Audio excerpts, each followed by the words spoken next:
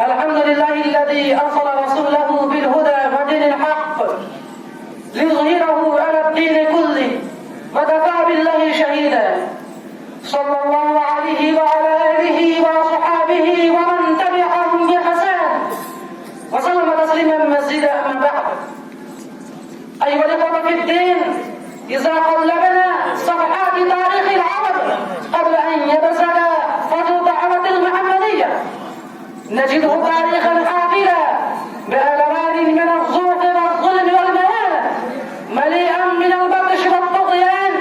كانت تعيش المستمعات العربية ما وجاورها من مستمعات البلدان الأخرى، مستمعات لا تراحم بينها ولا عدل يقودها ولا عقيدة إلهية سماوية تتحكم إليه ولا قانون سماوي تتحكم إليه، بل مسلمات تعيش على فروض التشريعات الباطلة والعقائد الفاسدة والتقاليد المقيدة لحقوق الإنسانية والعادات التي تحول بين الإنسان وحقوقه، حتى غدت الحال في هذه المجتمعات تحتاج إلى بشير ونظير من الله يدعو حتى لزلة الزحفاء ولبرد الطغاة.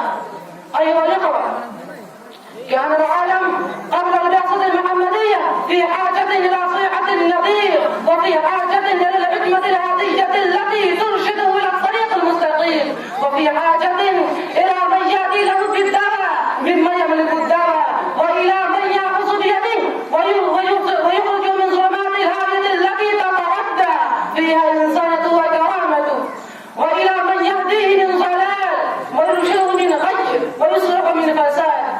جرت سنة الله في خلقه وبعث في أفق الحياة فجر جديد ملأ الدنيا نورا وضياء. ولد محمد صلى الله عليه وسلم في النصف الثاني من القرن السادس ببلاد المسيح عليه الصلاة والسلام في مكة البلد الأمين.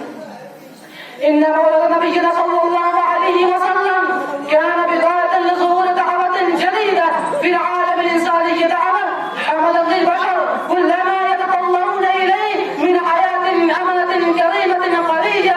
إنها دعوة تحث على الرحمة والتعاطف، إنها دعوة تحث على الرحمة والتعاطف، دعوة تهذب النفوس والأخلاق وتصلح العقول والقلوب، دعوة تبنى للمسلم حضارة ناقية وثقافة مصلية وتحضر الإنسانية معالم الطريق إيمانا وعقيدة وتقاليد وسلام واستقرارا. أصله الله رحمة للعالمين ومنقذا لهم من ضلال العقيدة وعمى التقاليد وباطل المستمع. أصله بدين أساسه الإيمان بالله لا واحدا، والإيمان بالملائكة والكتب والرسل واليوم الآخر وقيامه صالح الأعمال ومكارم الأخلاق.